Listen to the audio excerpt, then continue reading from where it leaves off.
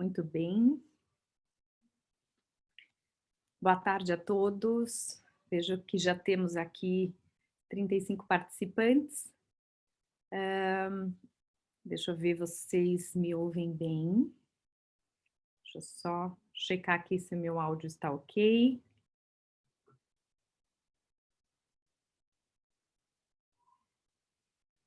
Pronto. Ok, então vamos lá. Obrigada pela resposta.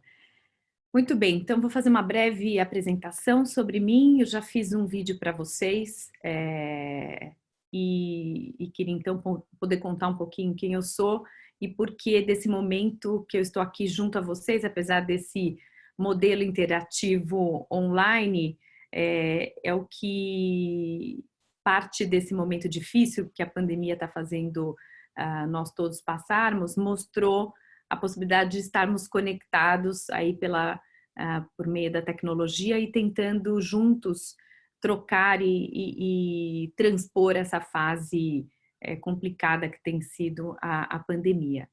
Então, meu nome é Camila Magalhães Silveira, eu sou médica, psiquiatra, trabalho no meu consultório e por muitos anos já trabalho em pesquisa dentro do Hospital das Clínicas, que é o Instituto de Psiquiatria da Universidade de São Paulo, onde ao longo de todos esses anos eu tenho feito estudos na população geral, ou seja, para ver a manifestação de sintomas da saúde mental dos brasileiros nos seus lares, ou seja, estando na vida, né? A nossa linha de pesquisa é justamente para entender o funcionamento da saúde mental entre os brasileiros. E nesse contexto eu fui entendendo muito a manifestação então da angústia, da depressão, né? Fazendo então um trabalho clínico em consultório, fazendo pesquisa. No Hospital Sírio-Libanês nós temos uma equipe que faz a emergência, né?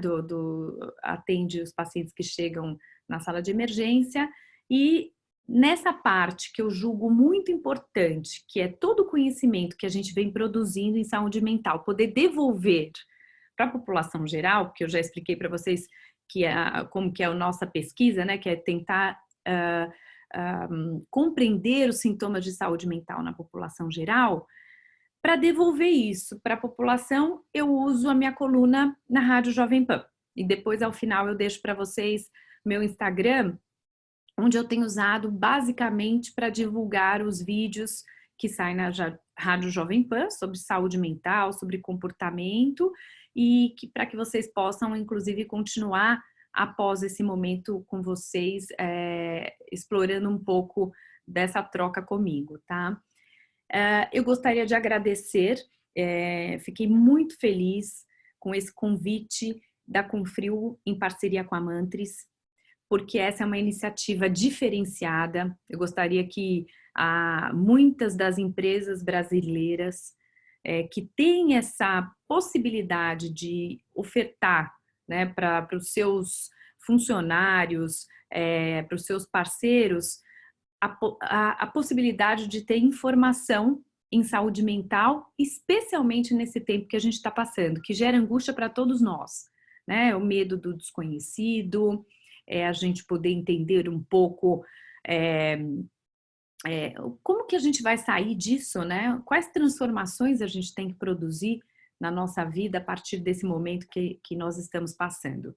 Então, para quem está chegando agora, eu fiz uma apresentação aí sobre mim, que eu sou a Camila, médica psiquiatra, e meu papel hoje aqui com vocês vai ser poder falar um pouquinho sobre, e aí, o que está acontecendo com a nossa saúde mental em tempos de pandemia, desse cenário absolutamente inédito nas nossas vidas, que do dia para o outro a gente teve de mudar nossa dinâmica de vida, alguns trabalharem em casa, outros continuarem nos seus trabalhos por conta, como é o caso da Confrio, são empresas, muitas pelo nosso Brasil aí, que ofertam serviços essenciais e que nós, inclusive, que estamos nos lares, somos muito gratos E além dos médicos, né, que eu falo, os médicos,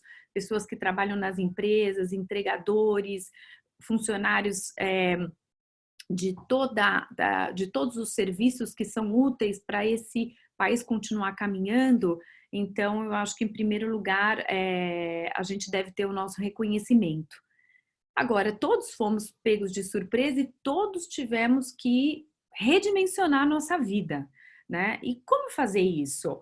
De repente, aquele que tem que ir para casa, ele tende a assumir ou uma ausência do trabalho ou mais funções e pensamentos, né, de como vai ser o futuro, tem que cuidar da família, tem que pensar como é que vai lidar com as finanças ali, com aquelas reservas, tem que assumir a limpeza da casa, tem que conviver mais tempo com o cônjuge, com a esposa, com o marido, com os filhos. Alguns lidam bem, outros passaram a ter um estresse muito grande, né, para lidar com esse convívio tão intenso.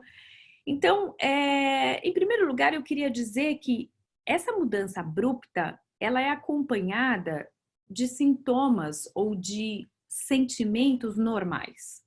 Então, essa é a primeira coisa. O que é normal para esse momento? Então, para esse momento, é normal a gente que funcionava ali numa certa estabilidade, sabia o que era esperado para o nosso dia e tudo mais, de repente a gente começou a perceber que acorda de um jeito, às vezes estando se sentindo melhor, outros dias está mais ansioso. Algumas pessoas que eram mais quietinhas, às vezes ficaram mais expansivas, alguns mais agressivos, outros passaram a fazer um uso mais intenso de substâncias. Isso está sendo falado muito nos meios médicos, né, em contato com os pacientes, ou seja, percebendo que as pessoas, alguns que já faziam consumo, por exemplo, do álcool ou outras substâncias, acabaram intensificando isso para lidar com esse estresse, ou achando que, aqueles que ficam em casa, se eu estou em casa, então eu vou manejar o meu dia como eu quero, eu estou mais livre para poder fazer um consumo de substâncias.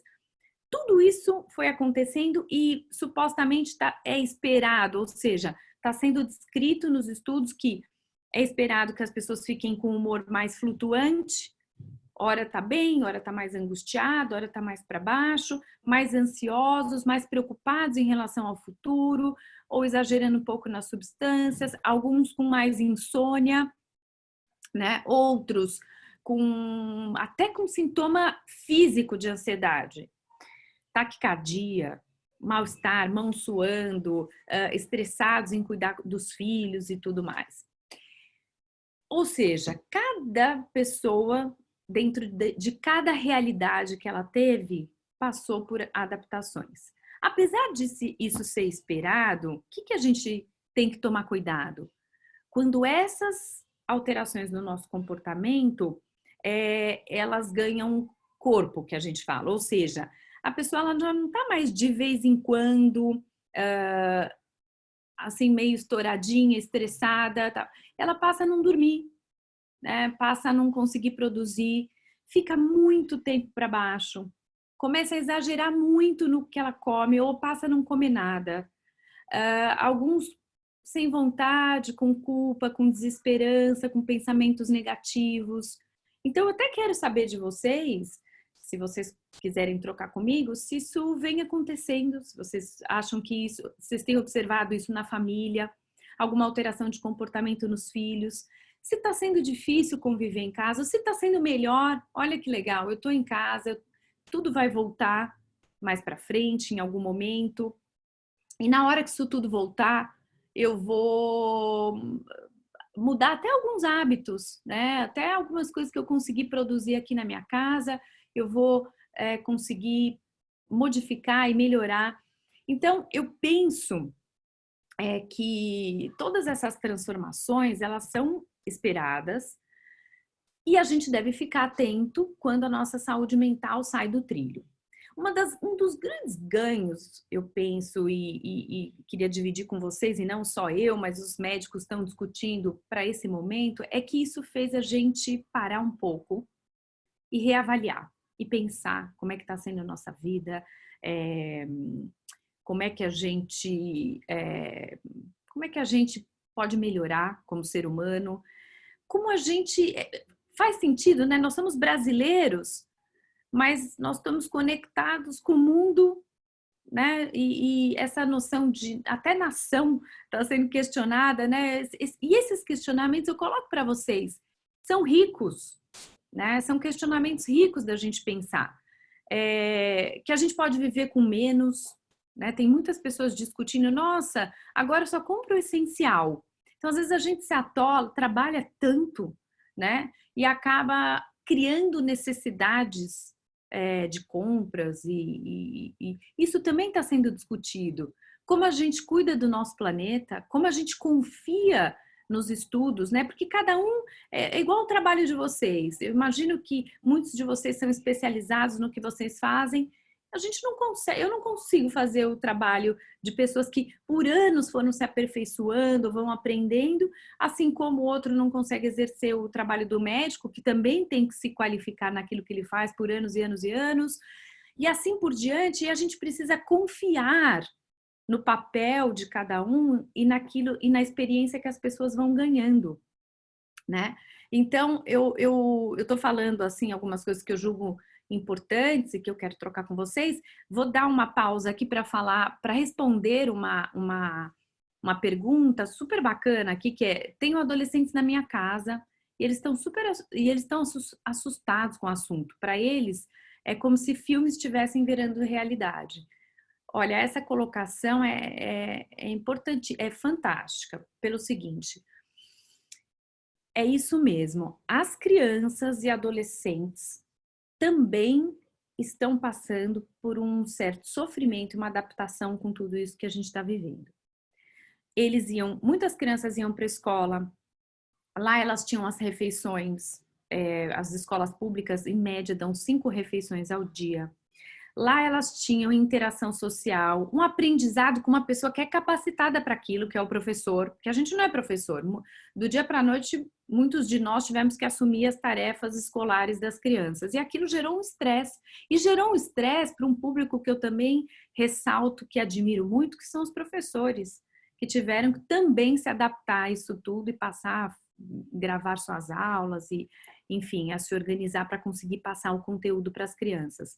E os adolescentes também deixaram de ter uma vida normal, de ir para a escola, eles perceberam que não podiam encontrar com os amigos, tinham que ter regras de higiene, como a gente vem falando, né? Como a higiene é algo que a gente também vai mudar, essa questão da proximidade, do abraço, do aperto de mão, a gente sempre vai pensar, será que essa pessoa, ela tá gripada, ela pode passar para mim, né? Muitas culturas, a máscara, que é uma coisa bonita, ela não é uma proteção para ela mesma, é também, mas é uma proteção especial para o outro.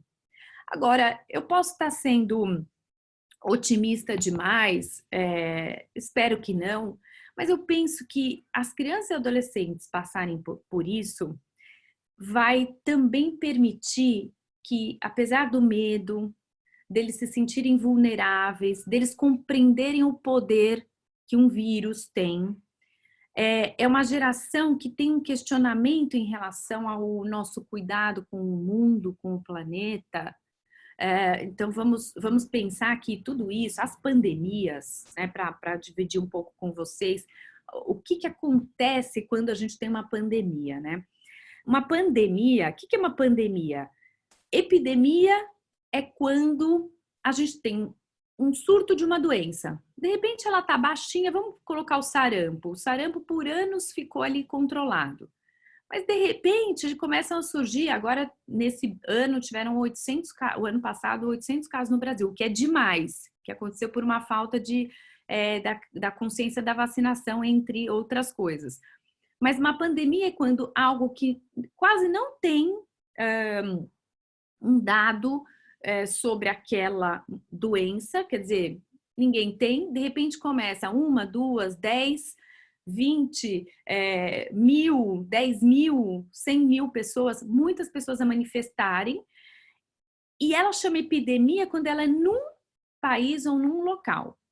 Quando ela é capaz de se espalhar para o mundo todo, é quando a gente chama de pandemia, né? E hoje a gente já tem mais de 1 milhão de casos do Covid, desse vírus pelo mundo. Qual é a questão, né? E que os jovens estão entendendo. Mas espera aí, é um vírus muito agressivo? Se eu pegar, eu vou morrer? Não, não é isso. A questão é que imagina algo que se espalha com essa rapidez e que uma porcentagem dos casos demanda o apoio hospitalar e uma pequena porcentagem, talvez uns 2% desses 10% que precisa ir para o hospital. Vamos supor que 2%, vamos supor não, em torno de 2% precisa de auxílio ventilatório, de aparelhos que só tem UTI. Imagine que esses 10% são milhares de pessoas, né? Então, quando se trata de uma pandemia, ou seja, do mundo todo, aquela porcentagem que a gente fala, 1% de 100 é uma pessoa, mas o que é 1% de um Brasil, né? Que tem milhares de pessoas.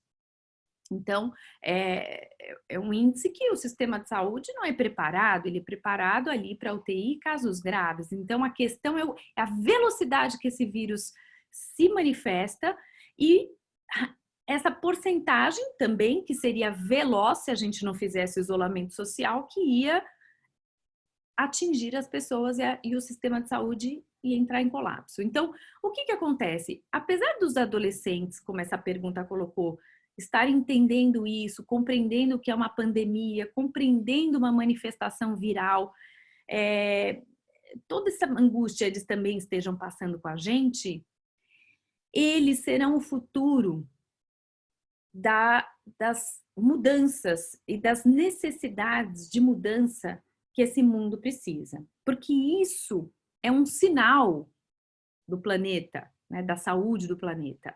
Isso é algo extremamente sério, né? Porque mudanças que eles, como jovens, vão poder exigir e que muitas vezes o mundo que a gente vive vai deixando, né, no dia a dia de lado, esses jovens eles vão começar a pensar no aquecimento global, cuidar da camada de ozônio, cuidar para que animais silvestres não sejam comercializados, eles vão começar a cuidar, exigir que as doenças, que as vacinas sejam tomadas quando necessário, mas que o uso indiscriminado de antibióticos, ou seja, um uso muito exagerado, sem um bom diagnóstico, seja feito, que também não haja. Então, todas essas mudanças serão importantes para o futuro. Então, acho que eles participarem é torná-los mais exigentes, né? Assim como, por exemplo, quando voltou surto de dengue, chikungunya, e que houve a malária, a morte dos macacos, tal, isso também é uma exploração do ambiente, né? Um desmatamento que foi na Amazônia aumentado, que também fez com que esses seres se proliferassem, né, mosquitos e tudo mais, essas doenças por meio de mosquitos. Então, a gente precisa cuidar, porque isso é para entender que está tudo interligado. Em relação a uma outra pergunta que eu estou recebendo aqui, uma filha de 9 anos e estou achando ela um pouquinho tristinha, você recomenda um acompanhamento junto a ela? Olha, essa é uma pergunta boa, porque uma mudança de comportamento que fica, hoje em dia tem vários serviços, eu recomendo sim uma avaliação, né? Uma avaliação psicológica, uma avaliação em saúde mental, porque as crianças, muitas vezes, quando elas ficam em isolamento, elas passam a ficar tristes demais. A primeira coisa a fazer dentro de casa, a gente tentar dar o dado de realidade. O que é isso? Conversar. Não vamos subestimar as crianças nem os adolescentes. Então, uma criança aí, essa pergunta também é muito importante, porque eu tenho recebido várias nesse sentido. A criança entende, a gente tem que conversar com ela, abrir um canal de comunicação. A criança pode sim expressar, a gente tem que explicar para ela o que está acontecendo, que é passageiro, vai passar, né? A pandemia vai passar. E a gente, é como eu digo, a gente vai ter de olhar para tudo isso para a gente melhorar dentro das nossas famílias, no nosso ambiente de trabalho, nossa capacidade de olhar para o outro. Isso tudo virá também com uma carga, como eu digo, boa de mudanças. Agora, é possível trocar com a criança, dizer para ela que, olha, tá tudo muito estranho aqui na nossa casa, no mundo, você está vendo. Isso deixa, às vezes, nós pais também um pouco nervosos, mas a gente fica porque a gente quer proteger nossa família, as pessoas que a gente gosta, perguntar para a criança por que ela está dessa maneira.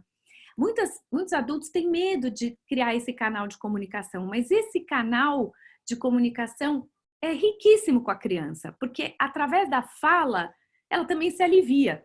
E muitas vezes a criança não fala com os pais porque ela acha que vai deixar os pais mais estressados. E a gente tem que ter essa calma. Outra coisa, os adultos têm que observar o comportamento deles.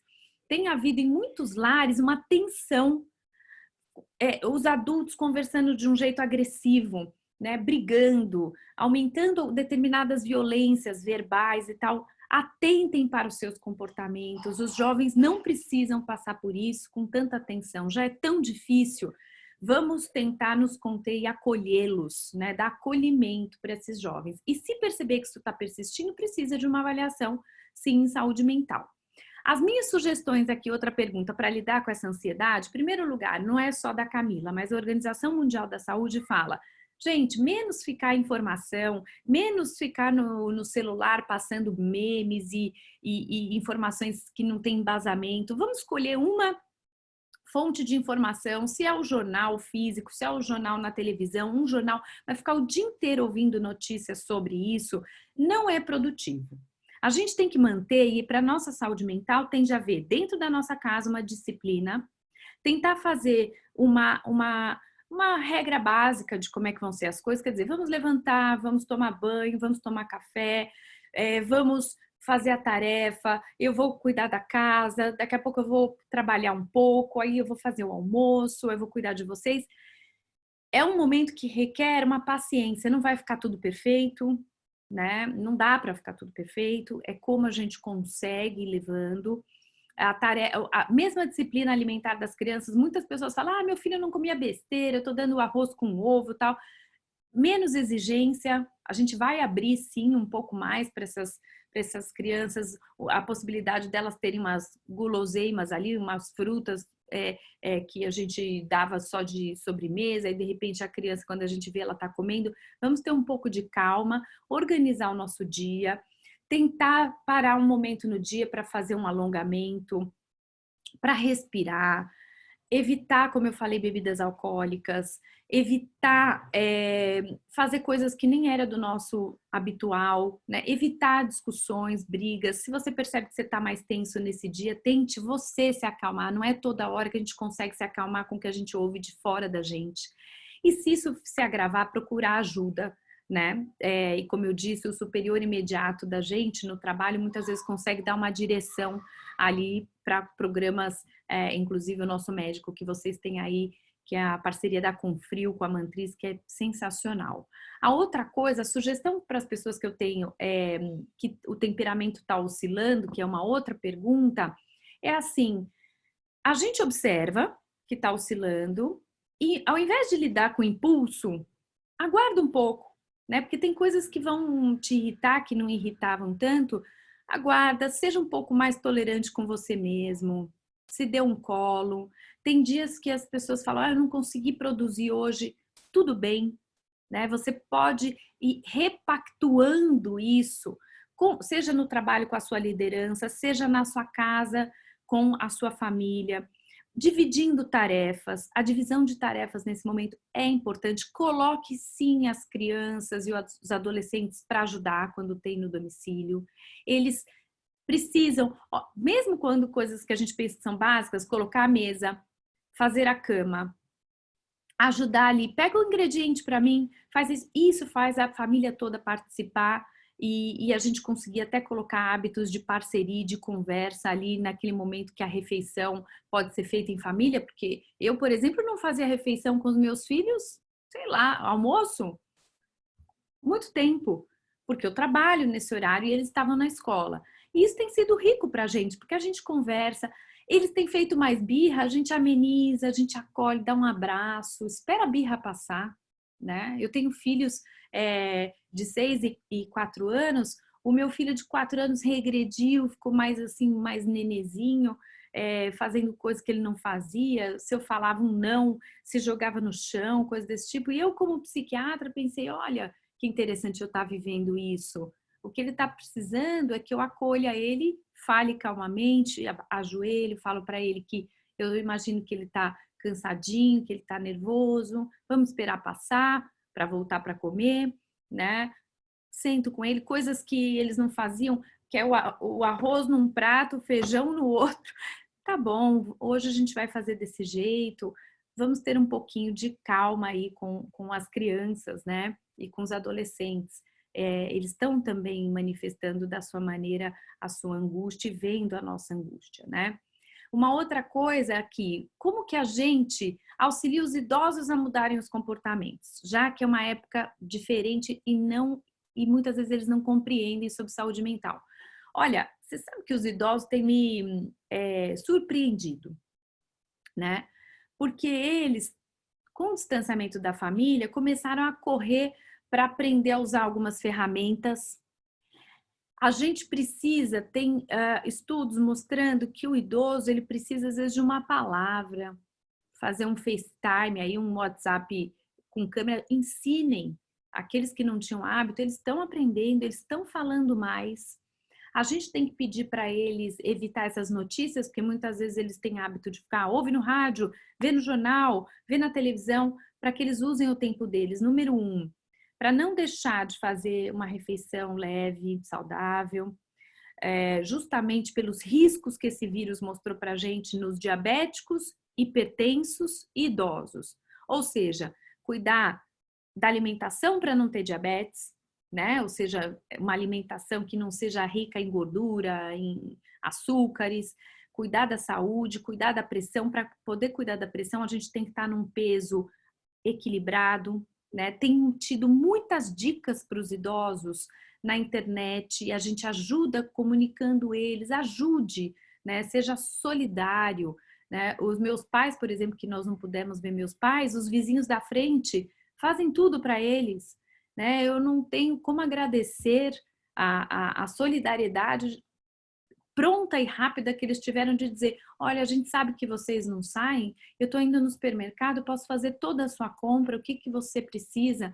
Então, eu achei tão bonito isso, né? Essa manifestação da necessidade de também a gente ver o lado bom de uma dificuldade, que a gente poder se prestar, sair do nosso individualismo e ajudar o outro. Então, tem que ajudar os idosos a não entrarem em pânico, porque eles ficaram com muito medo da vulnerabilidade deles, sermos solidários a eles, ajudarmos eles a usarem a ferramenta de comunicação, muitas vezes ligar só para falar, você está bem, você está precisando de alguma coisa. Isso já tem suprido muito essa população, e eles, e nos lares deles, nos domicílios deles, quando eles moram sozinhos, e a gente sabe que no Brasil aproximadamente 15% só dos idosos moram sozinhos. Daqueles que moram sozinhos, a gente precisa ter todo esse movimento, precisa ser só 15% nesse Brasilzão, é muita gente. Mas aqueles que moram com a gente, proteja, poupe-os, né? Do contato físico, deixá-los num ambiente mais, quando é possível, né? Obviamente, um pouco mais reservado. Se alguém tiver gripado, nem entrar em contato. Às vezes é bom ficar na casa do irmão, do vizinho, para proteger o idoso, tá? Eu tenho uma outra pergunta aqui, que é, olha, eu tenho evitado assistir TV por o noticiário tem um tom dramático e muito superficial. Você acha que a mídia também pode prejudicar? Eu acho que a mídia pode sim. Não é que não deve ser o que a mídia não possa. A mídia, por um lado, está ajudando a informar e a gente precisa valorizar. A própria mídia teve que buscar informações de qualidade para ela poder se manifestar, para não criar aí até um desserviço, né? Um serviço ruim para as pessoas. Mas eu acho que o excesso de informação é bom. O que é ruim é, como vocês disseram, é a informação superficial. Então, a gente tem que saber escolher as nossas fontes, né? O que a gente está passando não é uma questão partidária, política, não é, né? Porque se fosse isso, o mundo inteiro não estaria passando, isso estaria acontecendo no Brasil. Então, a gente tem que confiar, né, nas autoridades brasileiras que estão dando esse norte para a gente. Ao contrário do que muitas pessoas falam, mas não está acontecendo nada, parece que não está morrendo tanta gente, então já podemos... vamos confiar nas orientações. Por quê? Porque justamente o fato do Brasil e de todos nós, de vocês que estão aí terem sido tão responsáveis, era o desfecho que estava sendo buscado, ou seja, ficar em casa para morrer menos gente. E eu acho que a gente quer ser vitorioso nisso, menos pessoas, né? E eu me coloco aqui sensível a essas famílias, todas que já tiveram perdas de mais de 800 entes queridos.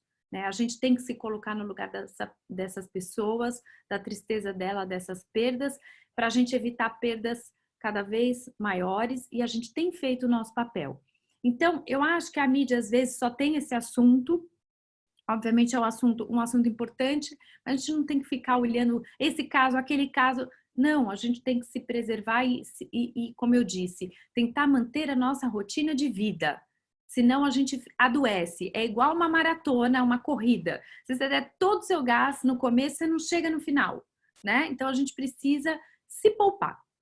Aqui uma outra pergunta quem está em home office, quais são as estratégias para aderir e para aliviar essa preocupação com a pandemia e o estado em que o país vive? Então, vamos lá. Estratégias para aliviar a preocupação. Primeiro, que o home office, todo mundo tem que ser paciente.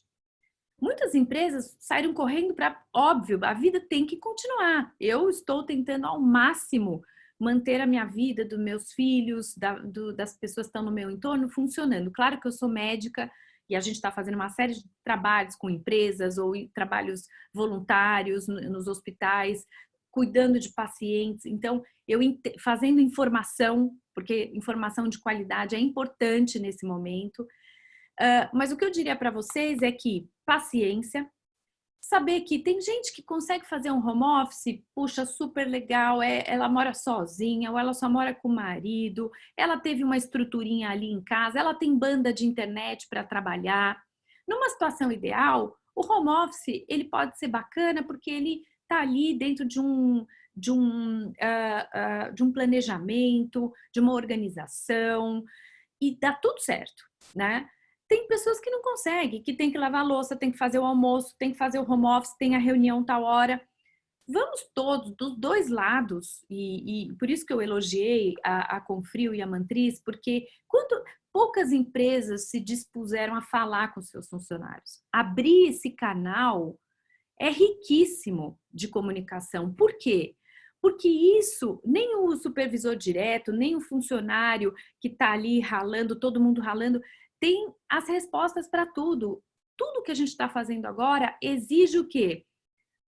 Que seja um processo que vá melhorando com o passar do tempo. Então, olha, você me pediu isso, mas naquela hora eu fiz isso, dá para ser aquela outra hora? Essa flexibilização. Eu tenho feito isso, por exemplo, com as moças que trabalham no meu consultório, que eu mandei tudo para a casa delas, computador, impressora, toda ajuda que elas têm que dar para os para os pacientes e para quem me procura para um projeto, para uma pesquisa, elas têm feito da casa delas bonitinho. E teve uma hora que elas falaram para mim assim: doutora Camila, eu tô estressada porque antes eu nem sabia o som que meu celular tinha. Agora eu fico com medo de alguém escrever alguma coisa, me mandar uma mensagem. Eu fui ali cuidar da minha filha rapidinho e tal. Eu falo, mas é isso mesmo, nós vamos aprender com as falhas.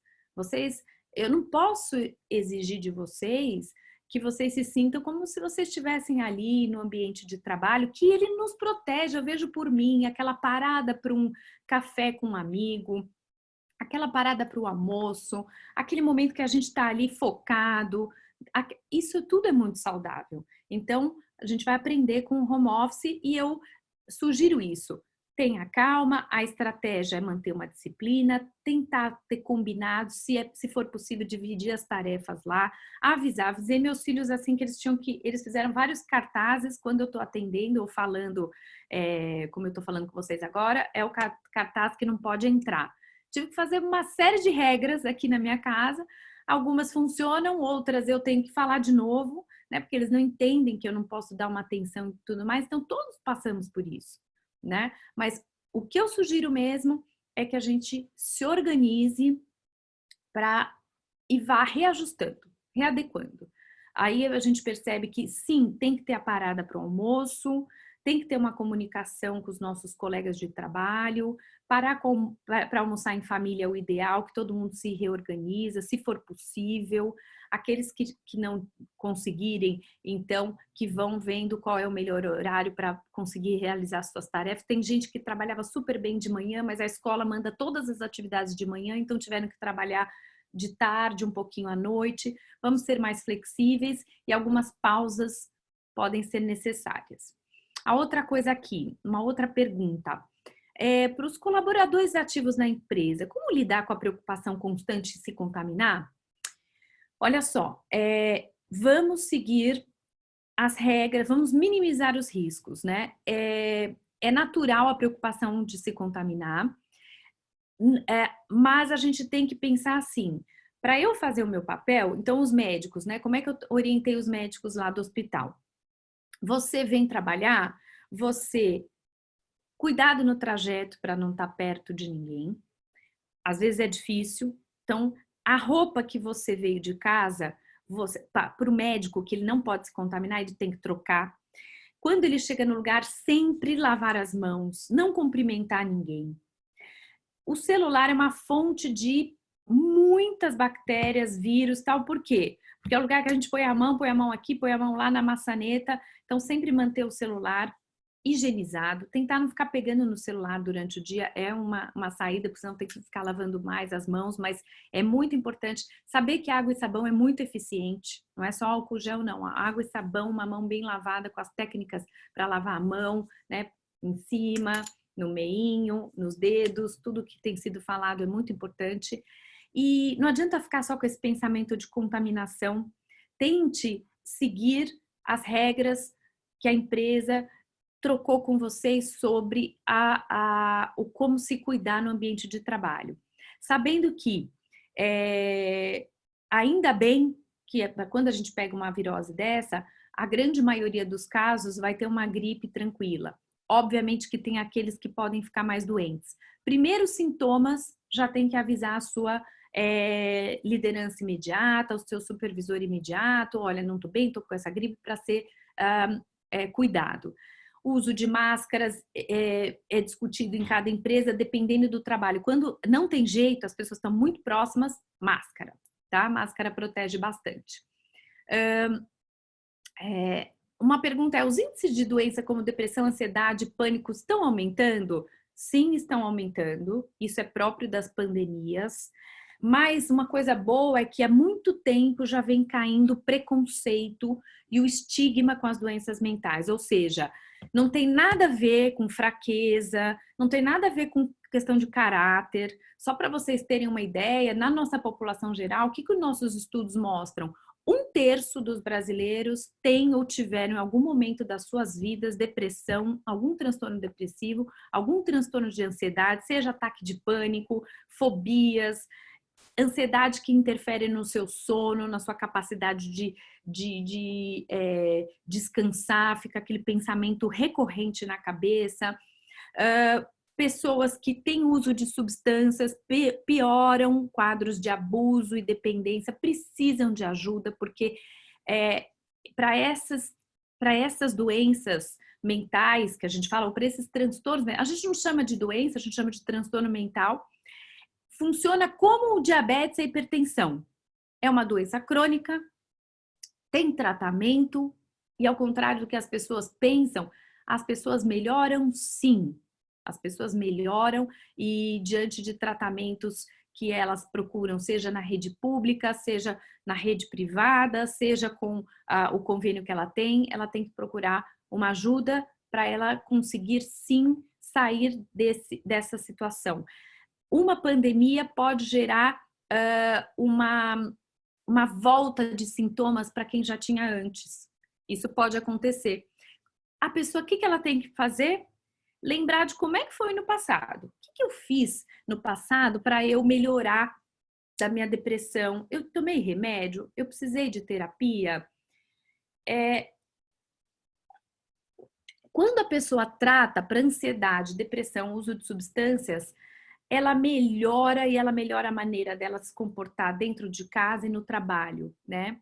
A gente sabe que uma das maiores causas hoje de prejuízo da qualidade das atividades da pessoa são dor, depressão e ansiedade. Por isso que as empresas estão, e eu estou tendo essa oportunidade de falar com vocês, de novo, eu falo que isso é uma grande mudança, tem algumas empresas que estão lá na frente, que é poder abrir isso, conversar com as pessoas, porque isso todo mundo tem.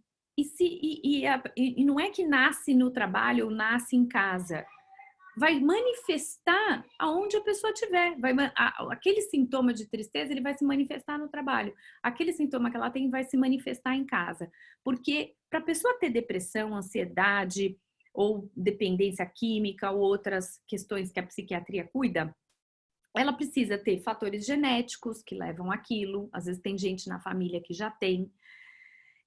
E aí isso aumenta a predisposição dela manifestar sintomas. Essa pessoa precisa, às vezes, passar por muito tempo por situações de vida difíceis, a perda de um ente querido ou falta de dinheiro, de recurso, passar por uma série de estresses junto com a predisposição genética que ela tem.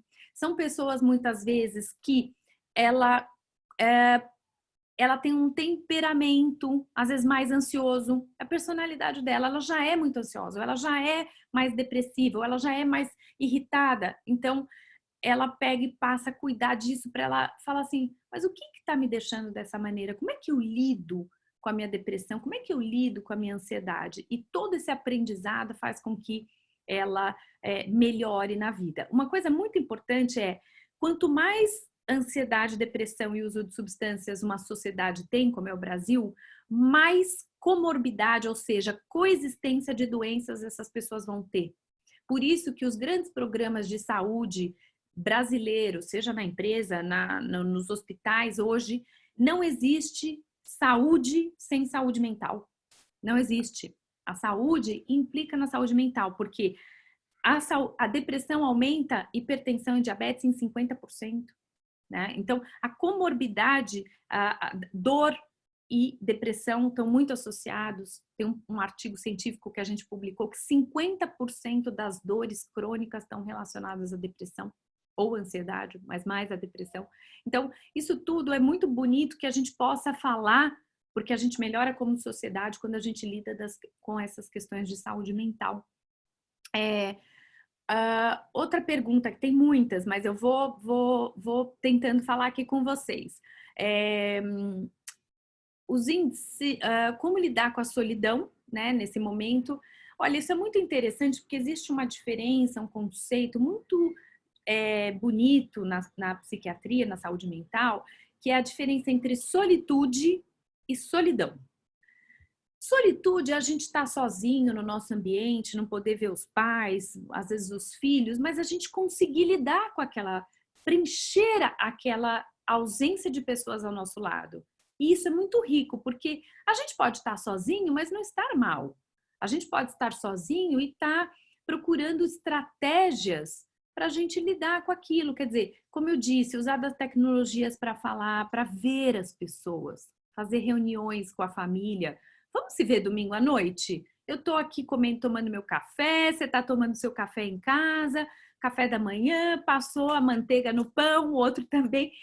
Parece bobagem, mas as pessoas têm conseguido fazer isso com muita resposta boa, já vinda de outros países, mostrando pra gente que o problema não é estar sozinho, o problema é como eu vou fazer o uso do meu tempo. Eu vou ficar sozinho e vou ficar para baixo, não consigo. Não, aproveita isso, esse momento, para você, se você está trabalhando, focar no trabalho. Se você está cozinhando, focar naquilo que você está cozinhando. Isso é uma terapia. O Tom Jobim dizia que ele compunha músicas quando ele lavava a louça, né?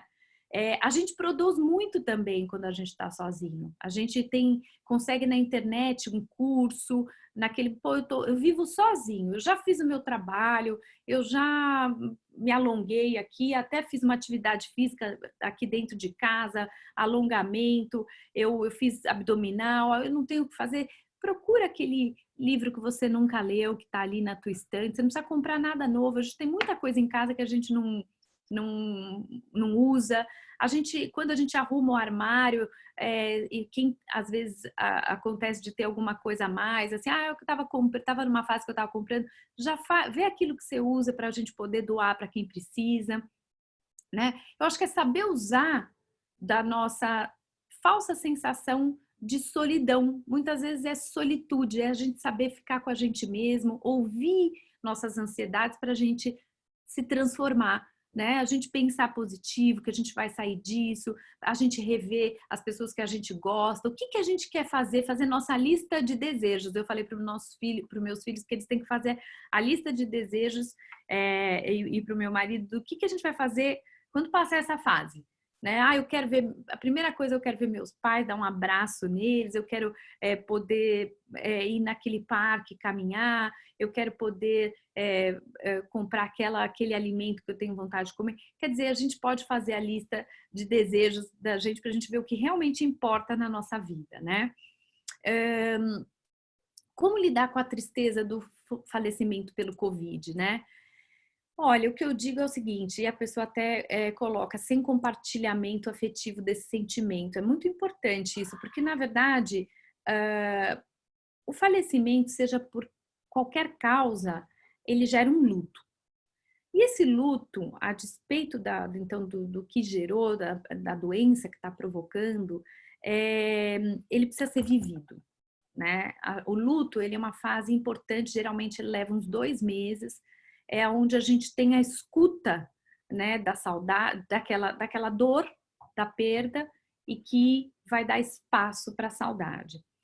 É a gente entender que todos estávamos vulneráveis e alguns correram risco de perder uma pessoa que ama nesse contexto por essa doença viral.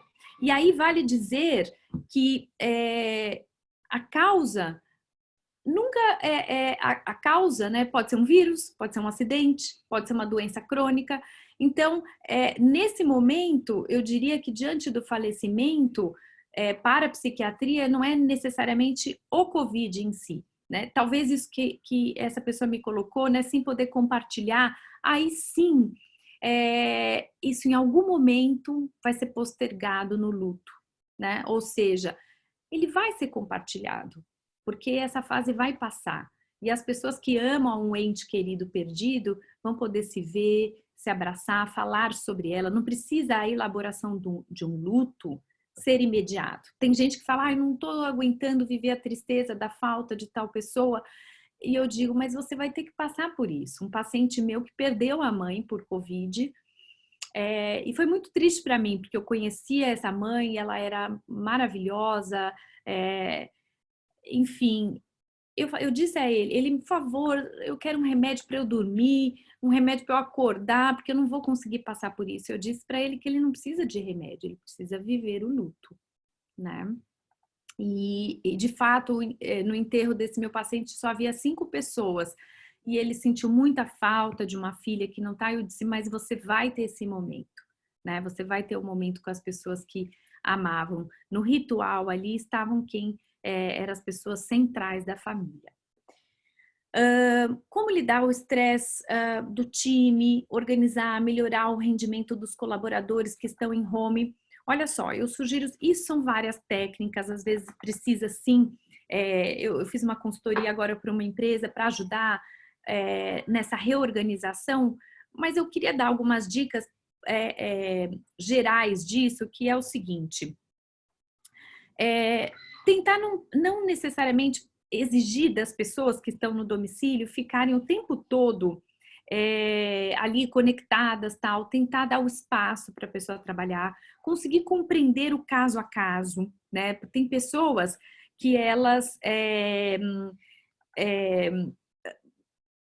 conseguem trabalhar no horário proposto, outras estão sozinhas em casa com os filhos. Eu tenho pacientes separados e muitos casos que me escreveram lá no Instagram falando assim, mas eu dividi com meu marido, só eu fiquei com a criança porque ele estava com suspeita, tal. Então eu tenho que trabalhar, tenho que fazer a atividade da escola e ainda tenho que fazer a comida e lavar a casa.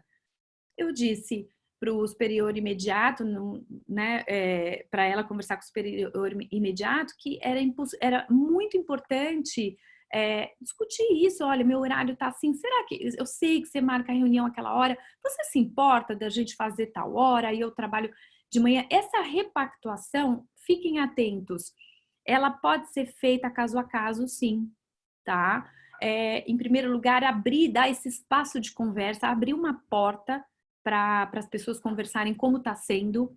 Muitas empresas, eu sei que não é o caso, porque a gente está falando sobre isso agora, mas tem medo de dar voz, né, às dificuldades das pessoas. Muito pelo contrário, é igual nas escolas. As escolas abriram uma porta para os alunos falarem como é que eles estão se sentindo. E aí eles perceberam o que eles poderiam fazer para organizar o horário deles.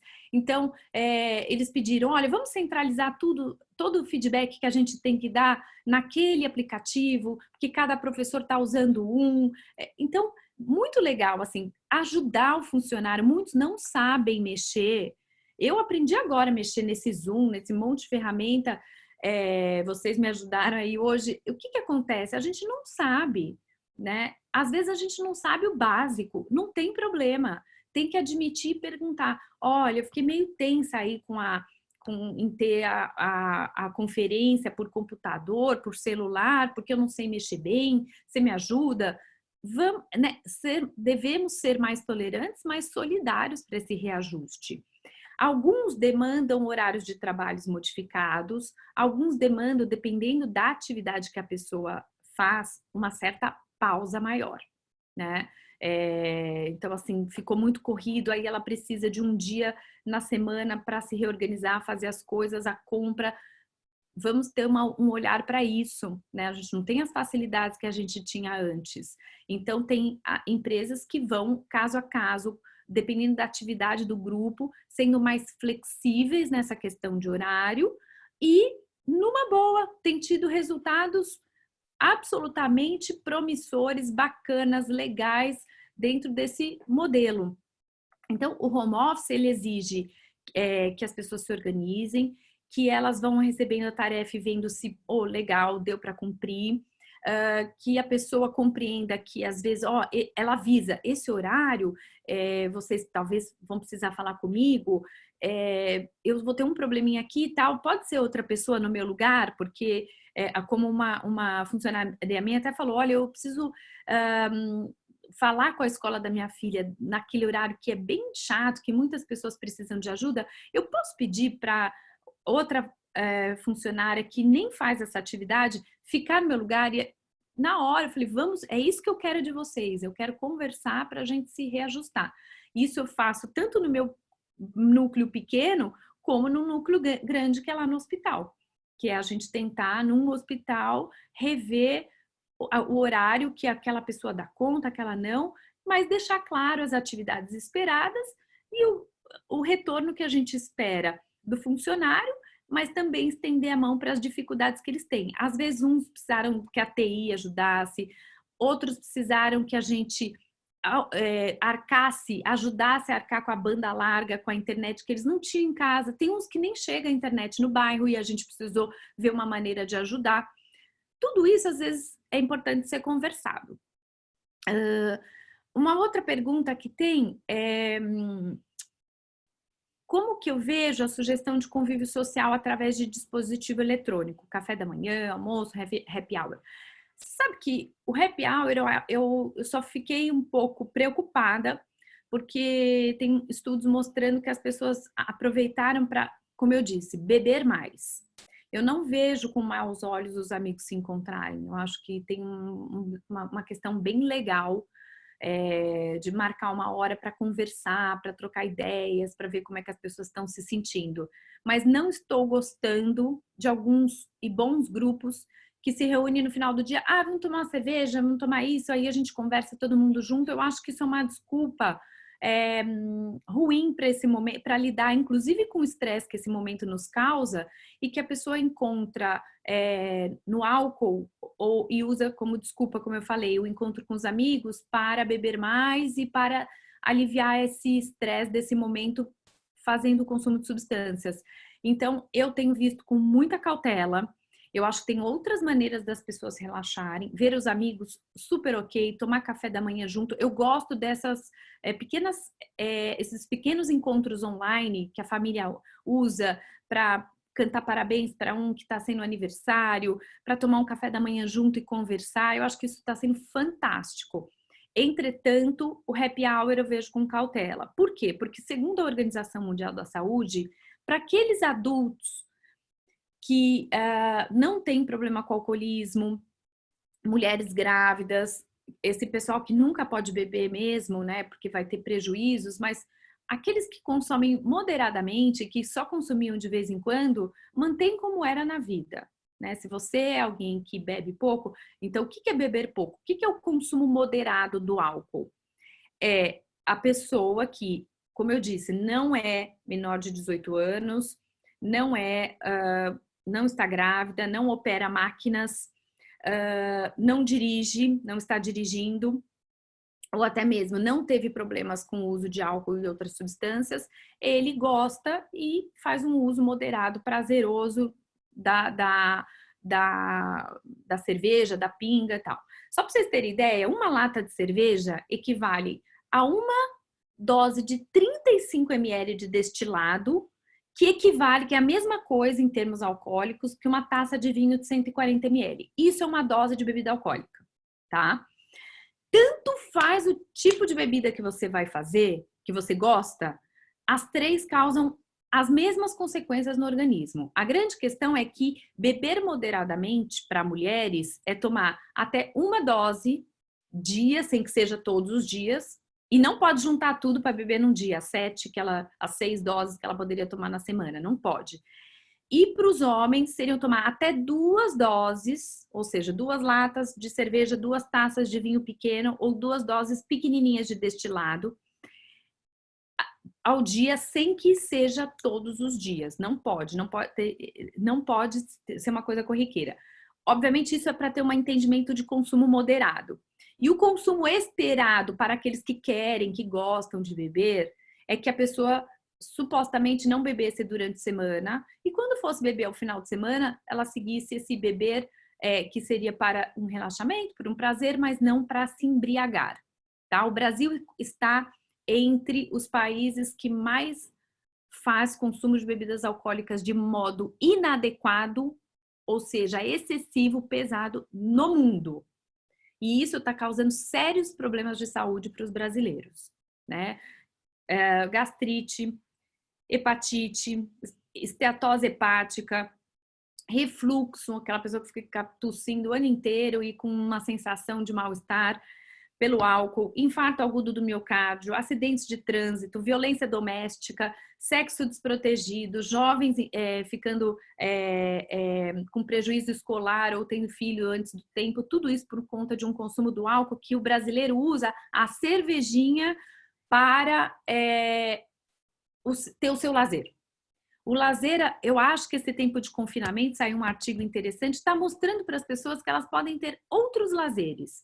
Elas podem, por exemplo, ter o hábito de ler. O Brasil está entre... E aí eu não falo, não faz diferença em relação ao nível socioeconômico. Saber ler foi aprendido. A grande maioria dos brasileiros tem a capacidade de ler e tem que aprender a ter hábitos prazerosos em outras coisas que não no álcool, né? Então, às vezes é uma caminhada, às vezes é um encontro com um amigo, às vezes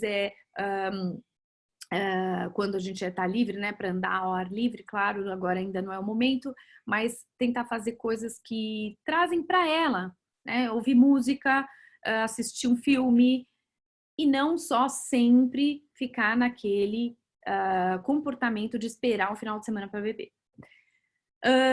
Então, sim, uma pergunta era se a bebida alcoólica é refúgio para lidar com a pandemia. Não deveria ser, mas está sendo, e vai ser ruim se as pessoas usarem desse artifício. Elas vão sair pior da pandemia. Muitos recaíram, estavam abstinente há muitos anos e voltaram a beber o álcool, né? Que pena, porque isso vai dificultar a volta ao trabalho em loco, vai dificultar as relações dentro de casa. E um momento nobre, né? Porque para aqueles que estão em casa com a família, ou que estão trabalhando, mas voltam e encontram a família em casa, vamos pensar quão rico é isso, né? A possibilidade da gente ter um convívio em família. Vamos saber usar disso, aprender a ter uma comunicação não agressiva, né? Aquilo que te irrita, você guarda um pouquinho, né? Você pode devolver isso para a pessoa, falar, isso eu não gostei e tal, mas sair daquela tensão, como eu disse, ter mais tempo para olhar o filho comendo, né? Eu vou dar mais um exemplo pessoal que foi muito interessante para mim. Meus filhos tinham muitas restrições para comer. Não gosto disso e tal. E eu me sentia muito culpada porque eu não estava ali naquele momento para entender o que cada um queria comer, o que gostava. E agora eu estou tendo paciência para oferecer uma série de coisas e ver que cada um é um. Eles não comem, às vezes, exatamente a mesma coisa. Um come a saladinha antes, o outro come depois. Eu tenho que pôr a salada todo dia na frente e eles torcem o nariz, mas chegou uma hora que eles eu venci, assim, aquela coisa de todo dia colocar. Tanta coisa que a gente consegue ir adequando, né? Com o fato de ser os nossos olhos que estão ali, coisas que parecem simples, né? Mas saiu até no jornal hoje, na Folha de São Paulo, a refeição das crianças pode ser um fator de ansiedade para os pais. E é exatamente isso. Calma, né? Estar com as crianças, e aí é claro que tem pessoas que estão passando sofrimento porque não tem emprego e não tem o que pôr à mesa, né? E aí é uma outra questão que exige dos nossos governantes uma imediata atitude.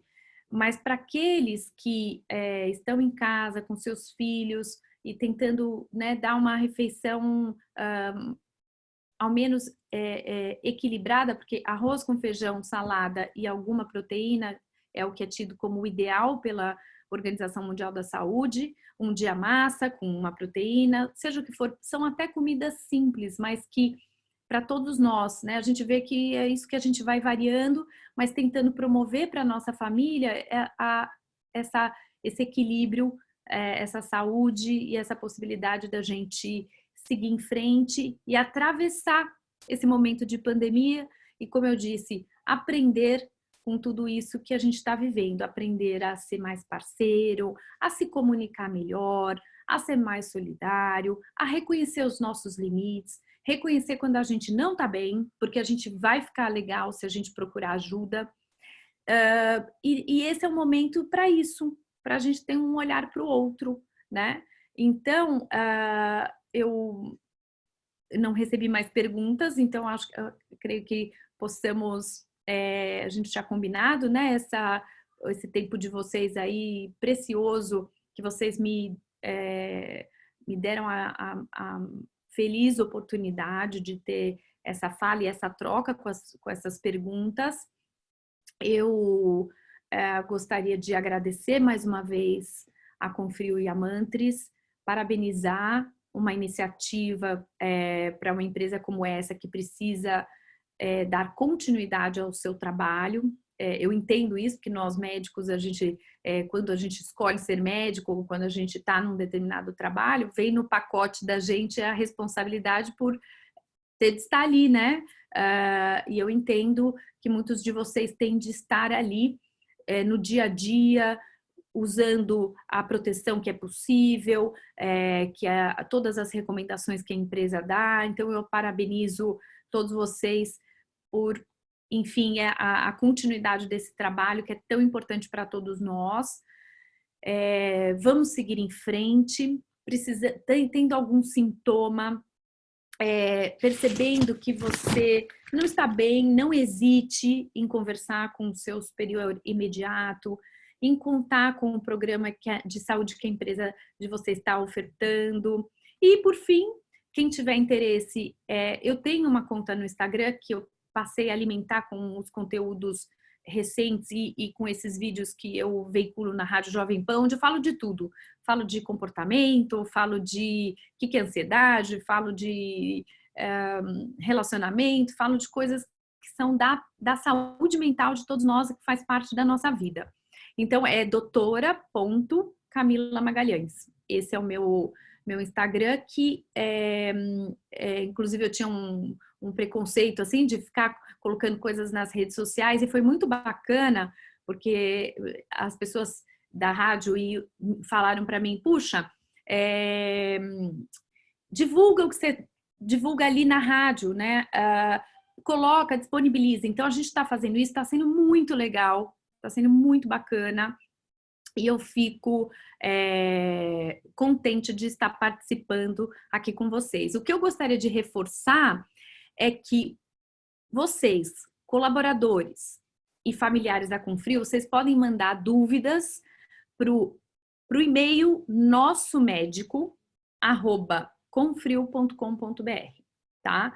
Então, esse e-mail é o que vai centralizar as dúvidas aí de vocês, com a equipe de vocês aí de saúde, tá? Para os conteúdos que eu veiculo, eu já falei, é no @doutora.camila.magalhães, que tá no Instagram, que eu fico feliz se vocês tiverem outras perguntas e eu puder ajudar com os vídeos. Muitas vezes eu não respondo ali, mas eu respondo através de vídeo, que eu faço para a rádio e que jogo lá para vocês. Então, qualquer dúvida, como eu disse aí para vocês, colaboradores e familiares, de todos os temas que a gente está passando aí, que a empresa pode ajudar vocês, como se proteger.